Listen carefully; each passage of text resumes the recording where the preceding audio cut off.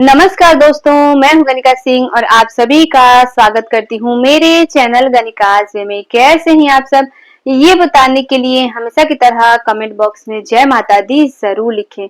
तो चलिए दोस्तों, आज का ये वीडियो बहुत ही महत्वपूर्ण होने वाला है। कुछ आप लोगों के सवाल हैं जो कि आज इस वीडियो में हम जानेंगे।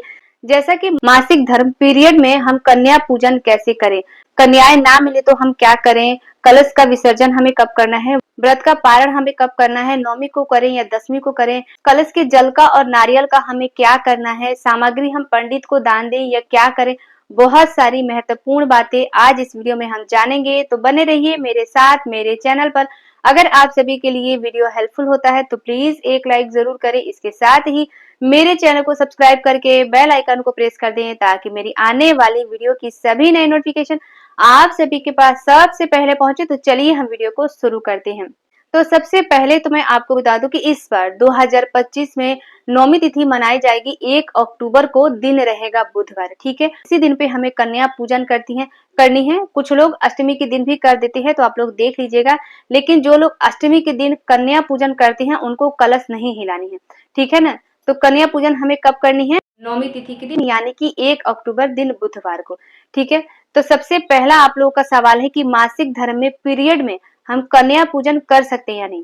ठीक है, तो मैं आपको बता दूं कि अगर हमारा 5 दिन हो चुका है और हम अच्छे से साफ और स्वच्छ हो गए हैं, तब हम 5 दिन पे कन्या पूजन कर सकते हैं। माता की पूजा पाठ हम कर सकते हैं। ठीक है, भगवान गणेश की पूजा हमें नहीं करनी है, लेकिन माता की पूजा पाठ हम कर सकते हैं। पाठ तो हम सुन सकते हैं और इसके बाद जो है हवन वगैरह हम सब कुछ कर सकते हैं। कन्या पूजन भी हम कर सकते हैं 5 दिन पर। ठीक है, लेकिन 5 दिन के पहले हमें ना ही पूजा पाठ की किसी भी सामग्री को छूना है, ना ही हमें कन्या पूजन करनी है, ना ही हमें माता की पूजा करनी है। ठीक है, तो इस बात का आप लोग विशेष ध्यान रखिएगा। व्रत अगर 9 दिन का रखा भी है, दूर से हम जो है वो कन्या पूजन जो लोग भी करते हैं कर देंगे। हम दूर से प्रणाम वगैरह कर लेंगे। इसके बाद 10वीं तिथि को हमें व्रत का पारण कर लेना है। ठीक है ना, आई बात समझ में। तो 5 दिन से पहले हमें नहीं करना है। ये हो गई पहली चीज। दूसरी चीज क्या है कि कन्या पूजन का शुभ मुहूर्त क्या है, आप लोग पूछ रहे हैं। तो देखिए, कन्या पूजन का शुभ मुहूर्त सुबह 6:25 से 12 बजे तक है। ठीक है, लेकिन 2:37 तक हम कन्या पूजन कर सकते हैं। ठीक है, अगली चीज क्या है कि कन्याएं ना मिले तो हम क्या करें।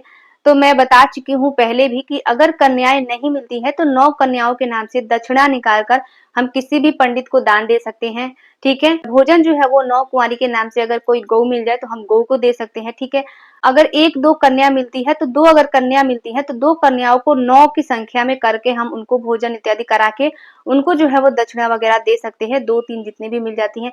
एक मिलती है तो एक को ही हम 9 कन्या के बराबर का जो है जो भी दक्षिणा वगैरह है हम उनको दे देते हैं। भोजन इत्यादि सब कुछ जो है वो हम उन्हीं को दे देते हैं। एक मिल जाए तो भी हो सकता है, ना मिल पाए तो हम क्या कर सकते हैं। ठीक है ना, इसी प्रकार से हमें कर लेना है। 1-2 दिन पहले ही हमें ध्यान रखनी चाहिए। 1-2 दिन पहले ही हमें जो है वो निमंत्रण वगैरह दे देना चाहिए कन्याओं के लिए, तो मिल ही जाते हैं, आशा करती हूँ। लेकिन अगर ना मिल पाए तो ये सभी कार्य कर सकते हैं। ठीक है, अगली चीज क्या है कि कलश विसर्जन हमें कब करना है।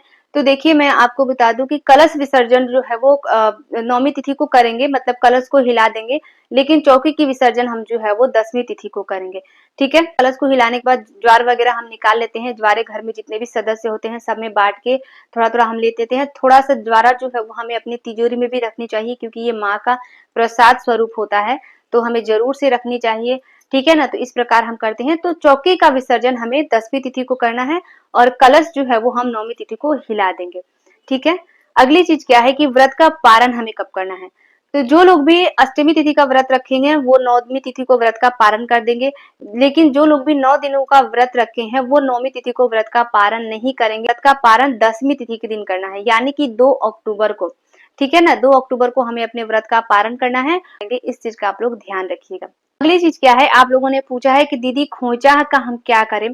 तो देखिए, मैं बता चुकी हूँ कि खोचा जो है वो हम अष्टमी तिथि के दिन भरते हैं और अष्टमी तिथि के दिन हम ले जाकर मंदिर में छोड़ देते हैं।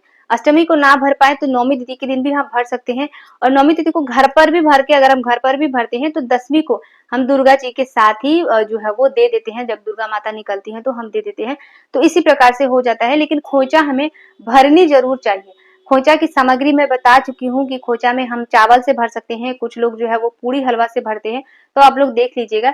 चावल से भी हम भर सकते हैं। उसमें क्या क्या दिया जाता है, तो चावल हम देते हैं, थोड़ा सा दूब घास देते हैं, हल्दी, हल्दी की गांठ दे सकते हैं या पाउडर भी दे सकते हैं, ठीक है। तो हल्दी देते हैं, ठीक है, कुछ दक्षिणा रखते हैं, माता का खोंचा है तो हम लौंग इलायची रखते हैं, कुछ मिठाई, ठीक है, पुष्प, ये सभी सामग्री हम खोंचा में रख के इसके बाद जो है वो लाल कपड़े में एक पोटली बनाकर हम माता के समक्ष, माता के चरणों में रखकर आ जाते हैं, ठीक है। तो इसी प्रकार से जो है वो खोंचा भरा जाता है, ठीक है ना। मैं खोंचा के लिए प्रॉपर एक वीडियो डाल चुकी हूँ सब कुछ बता के, तो आप लोग चाहें तो चेकआउट कर सकते हैं, ठीक है। आई बात समझ में? तो सब कुछ मैंने जो है वो बता दी, बहुत जल्दी जल्दी बताई। आप लोग बोलते हैं दीदी बहुत जल्दी जल्दी बताती हैं, तो वीडियो ना बहुत बड़ा हो जाता है, इसलिए मैं सोचती हूँ कि थोड़ा जल्दी जल्दी ही बता दूं, ठीक है। तो आशा करती हूँ आप लोगों को सब कुछ समझ में आया होगा, मैंने बहुत अच्छे से समझाया है। मिलती हूँ मैं आप सभी से फिर एक नई वीडियो में, तब तक के लिए नमस्कार। वीडियो को लाइक, चैनल को सब्सक्राइब जरूर कर दीजिएगा। नमस्कार।